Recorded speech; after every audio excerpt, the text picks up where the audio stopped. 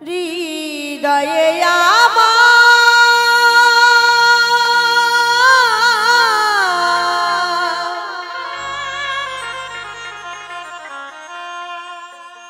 বাসনার পাহাড়,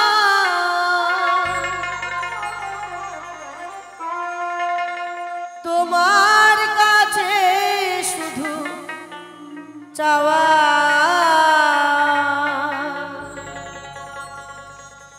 আমার হলো না জীবনে শুদ্ধ মনে। প্রভু তোমার নাম গাওয়া।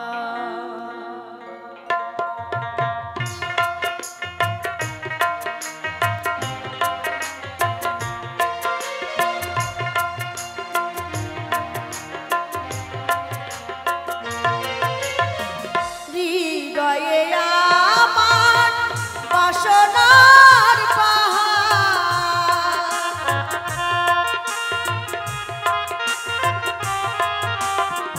হৃদয়ে আমার বাসনার পাহাড়, তোমার কাছে শুধু চাওয়া হলো না জীবনে শুদ্ধ মনে। প্রভু তোমার নাম গাওয়া আমার হলো না জীবনে শুদ্ধ মনে।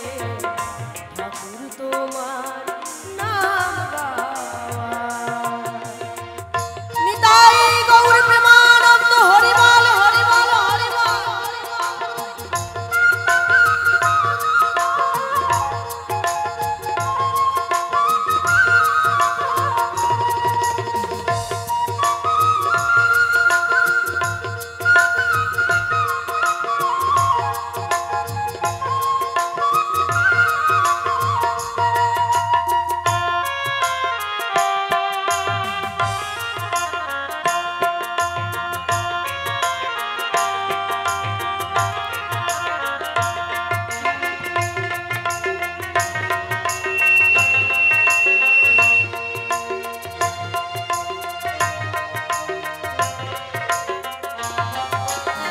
প্রভাতে উঠিয়া এই ভিক্ষা মাগি, নাম যশ লোভে কাঁদি নিজ লাগি।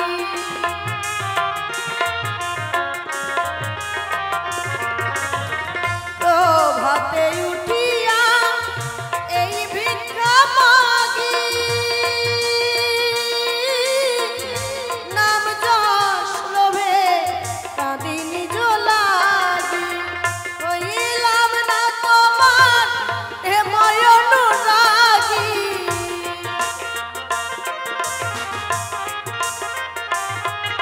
আমি হইলাম না তোমার প্রেময় অনুরাগী। দিবানিশি আশার ভেলা বাওয়া হলো না জীবনে শুদ্ধ মনে। প্রভু তোমার নাম গাওয়া আমার হলো না জীবনে শুদ্ধ মনে। ঠাকুর তোমার নাম লওয়া।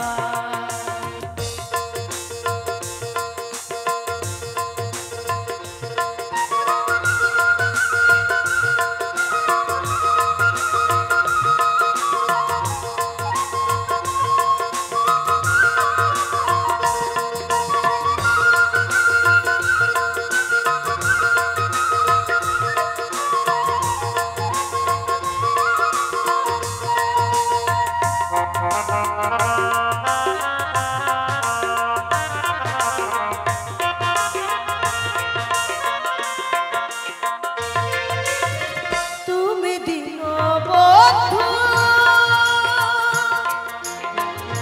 জানি গো সংসারে মোর নাহি ক্ষমতা বিন্দু ধরিবা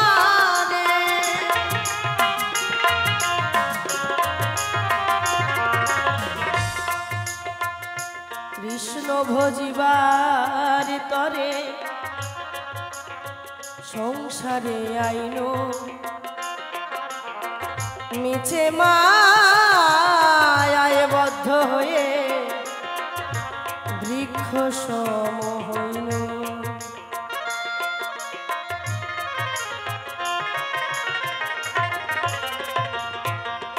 ৮০ লক্ষ জনই ভ্রমণ করে পেয়েছি এত সুন্দর এই মানব জনম, দুর্লভ জনম, দেবেরও শ্রেষ্ঠ জনম, দুর্লভ এই মানব জনম। মানুষ উঠে যায় সাধনায়, ভগবান নেমে আসে করুণায়। দুজনায় দেখা হয় মাঝ পথে, তাই দেবতারাও করছে আরাধনা জন্ম নিতে এই মানবে। এই মানব জন্ম হলো শ্রেষ্ঠ জন্ম, তাই না? আমরা অনেক সময় বলি কি আমরা সবাই জানি, শাস্ত্রে যাহা প্রমাণ রয়, একটি কুকুর পরম বৈষ্ণব হয়, তাই না? একটি কুকুর পরম বৈষ্ণব। আর পশু জন্মের মধ্যে শ্রেষ্ঠ জন্ম হচ্ছে গাভী জন্ম। তাহলে এই যে এখানে সাধুর বাজার, মধুময় বৃন্দাবন ধাম, এখানে যদি একটি কুকুর প্রবেশ করে বাবা, তাকে বসতে দেওয়া হবে, তাড়িয়ে দেওয়া হবে। একটি গাভী যদি প্রবেশ করে তাকে বসতে দেওয়া যাবে না, তাড়িয়ে দেওয়া হবে। কিন্তু একটা মানুষ, সে পাগল হোক, ন্যাংরা হোক, কানা হোক, বোবা হোক, খোড়া হোক, সে যদি এখানে প্রবেশ করে তাকে কি তাড়িয়ে দেওয়া যাবে? কেউ তাড়িয়ে দেবে না, কারণ সে মানুষ। তাই এই মানব জন্ম হলো শ্রেষ্ঠ জন্ম। দেবতারাও আরাধনা করে জন্ম নিতে মানবে, কারণ মানব জন্মের উপরে আর কোনো জন্ম হতে পারে না। পশু পাখি কীট পতঙ্গ যত জন্মই হোক না কেন, তার মধ্যে শ্রেষ্ঠ হলো মানব জন্ম। তাই মহাজন বললেন, কৃষ্ণ ভজিবার তরে সংসারে আইন মিছে মায়ায় বদ্ধ হয়ে বৃক্ষ সম হইল। এত সাধুর জন্ম পেয়ে কি করলাম? কিছুই করতে পারলাম না। একটি বৃক্ষ যে কথা বলতে পারে না, যে মনের ভাব প্রকাশ করতে পারে না, চলাফেরা করতে পারে না, নিজের ইচ্ছা মতো কোনো কিছুই করতে পারে না, সেই বৃক্ষ কত সুন্দর সুন্দর ফুল দেয়, যে ফুল দিয়ে আমার গোবিন্দের চরণে অর্পণ করা হয়। একটি বৃক্ষ সুস্বাদু ফল দেয়, যে ফল দিয়ে আমার গোবিন্দের ভোগ দেওয়া হয়। একটি বৃক্ষ গোবিন্দের সেবায় লাগলো। একটি পশু, একটি গাভী দুগ্ধ দহন করে এনে সেই দুগ্ধ দিয়ে ননি মাখন ঘৃত ছানা মন্ডা মিঠাই তৈরি করে আমার গোবিন্দের ভোজনে তুলে দেওয়া হয়। কিন্তু এত সুন্দর দুর্লভ জন্ম পেয়ে কি করলাম? হ্যাঁ, না গুরু সেবায় লাগলো, না আমার কৃষ্ণ ভজনে লাগলো, শুধু মায়ার জালে আবদ্ধ হয়ে মানব জন্ম বৃথায় চলে গেল। তাই এক জেলার সাহেব জেলের সকল কয়েদিদের দেখে তিনি মনে মনে ভাবলেন, আহারে, আমি যদি এই জেলের কয়েদিগুলোকে মুক্তি দিতে পারতাম, এরাও হয়তো মুক্ত আকাশে ঘুরে বেড়াতো। তাই জেলার সাহেব কি করলেন? ঘোষণা করলেন, তার একমাত্র পুত্রের জন্মদিনে, আজ আমার একমাত্র পুত্রের জন্মদিন, জেলের কয়েদিদের মধ্যে যে যা চাইবে আমি তাকে তাই দেব। জেলার সাহেব সকলের কাছে গেলেন, সকলের কাছে গিয়ে জিজ্ঞেস করলেন, আজকে যার যা প্রয়োজন সেই প্রয়োজনীয় জিনিসগুলো আমি তাদেরকে দেব। শুধু জিনিস নয়, যা চাইবে আমি তাই দেব।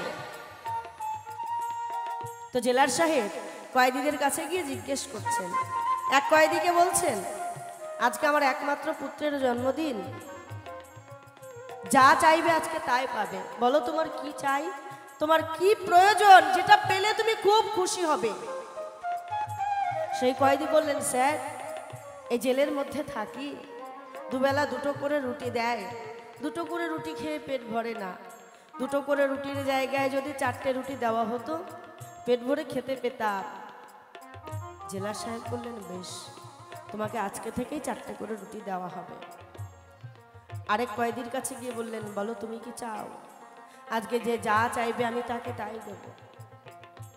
জেলা সাহেব বারবার মনে করে দিচ্ছে, যে যা চাইবে তাকে তাই দেব। সেই কয়েদি বললেন, স্যার, জেলের মধ্যে থাকি, এত মশা মাছির উপদ্রব, শান্তিমতো ঘুমোতে পারি না। একটা যদি মশারির ব্যবস্থা করে দিতেন, একটু শান্তিমতো ঘুমোতে পেতাম। জেলা সাহেব বললেন, বেশ, তোমাকে কালকেই একটা মশারি কিনে দেওয়া হবে। আর এক কয়েদির কাছে গিয়ে বললেন, বলো তুমি কি চাও? সেই কয়েদি বললেন, স্যার, জেলের মধ্যেই মেঝেতে ঘুমোতে হয় তো ঘুমোতে পারি না, গা হাত পা ব্যথা করে। একটা যদি গদি বিছানা দিতেন, গদি বিছানায় একটু ঘুমোতাম শান্তি মতো। জেলা সাহেব বললেন, বেশ, তোমাকে খুব সুন্দর একটা গদি বিছানা দেওয়া হবে কালকেই। ব্যাস, যার যা চাহিদা ছিল জেলার সাহেব সকল ইচ্ছে পূরণ করেছে। অবশেষে দেখে এক কয়েদি এক কোনায় বসে রয়েছে, তার কোনো চাওয়া পাওয়া নেই। জেলার সাহেব তার কাছে গিয়ে বললেন, বলো তুমি কি চাও? আজকে যে যা চেয়েছে তাকে তাই দিয়েছি, তুমিও যা চাইবে আমি তাই দেব। সেই কয়েদি বললেন, স্যার, আমার পেট ভরে খাবারও প্রয়োজন নেই, আমার ভালো বিছানারও প্রয়োজন নেই, সুখ স্বাচ্ছন্দ্য কোনো কিছুর আমার প্রয়োজন নেই। স্যার, আমি একটু মুক্তি পেতে চাই, আপনি কি আমার একটু মুক্তির ব্যবস্থা করে দেবেন? জেলার সাহেব মনে মনে ভাবলেন, আর নিজেই দু চোখের জল ছাড়লেন। আমি তো এটাই চেয়েছিলাম, আমি তো চেয়েছিলাম আজকে সকলেই মুক্তি চাক, আমি সকলকে মুক্তি দিতে চেয়েছিলাম, কিন্তু কেউ তো মুক্তি চাইলো না। কেউ ভালো খাবার চাইলো, কেউ ভালো বিছানা চাইলো, সুখ স্বাচ্ছন্দ্য চাইলো। যে যা চেয়েছে আমি তাকে তাই দিয়েছি। তুমি যখন মুক্তি চেয়েছো, আমি তোমাকে অবশ্যই মুক্তি দেব। আমরা মায়াবদ্ধ জীব সবাই, এই মায়ার জেলখানায় বন্দি আমরা সবাই। আমাদেরও জেলার সাহেব বসে রয়েছেন, অনাদির আদি সৃষ্টি স্রষ্টা বিশ্ব ব্রহ্মাণ্ডের মালিক, তিনিও আমাদের মুক্তি দিতে চান, কিন্তু আমরা তো তার কাছে মুক্তি চাই না। আমরা তার কাছে কি চাই? টাকা পয়সা, গাড়ি বাড়ি, নাম যশ। আমরা তার কাছে যা চাই তিনি আমাদেরকে তাই দেন। কখনো তার কাছে বলি না, হে দয়াল, আমি সারা জীবনে তো তোমার কাছে শুধু দুটি হাত পেতে চেয়েই গেলাম, সারা জীবন তোমার কাছে চেয়েছি, ঠাকুর তুমি আমায় টাকা দাও, পয়সা দাও, গাড়ি দাও, বাড়ি দাও, নাম দাও, যশ দাও। কখনো তো চাইনি তুমি আমায় মুক্তি দাও। আমি সব কিছু চেয়েছি, তুমি আমায় সব কিছু দিয়েছো, কখনো তোমার কাছে মুক্তি চাইনি। তাই হে দয়াল, আমি আর কিছু চাই না। এইবার এই মায়াবদ্ধ বন্দি কারখানা থেকে তুমি আমায় মুক্তি দাও। এই কথাটা আমরা কেউ কখনো বলি না। যদি তার কাছে মনপ্রাণ খুলে কাতর কণ্ঠে প্রার্থনা করে যদি আমরা মুক্তির প্রার্থনা করি, তিনি তো মুক্তি দেবার জন্য বসে রয়েছেন। আমরা মায়াবদ্ধ জীব, আমরা যত পাই ততই তার কাছে চাই। নিতাই গৌর প্রেমানন্দে হরিবল হরিবল।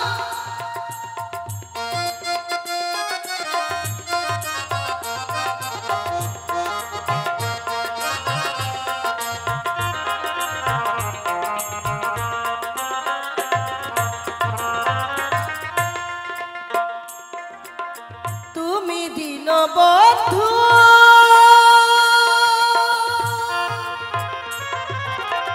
জানি গো সংসারে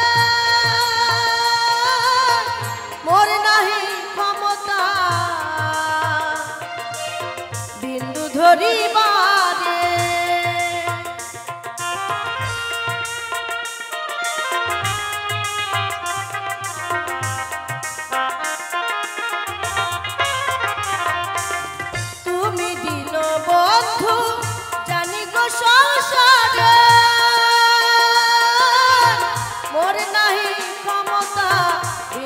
হরি বল।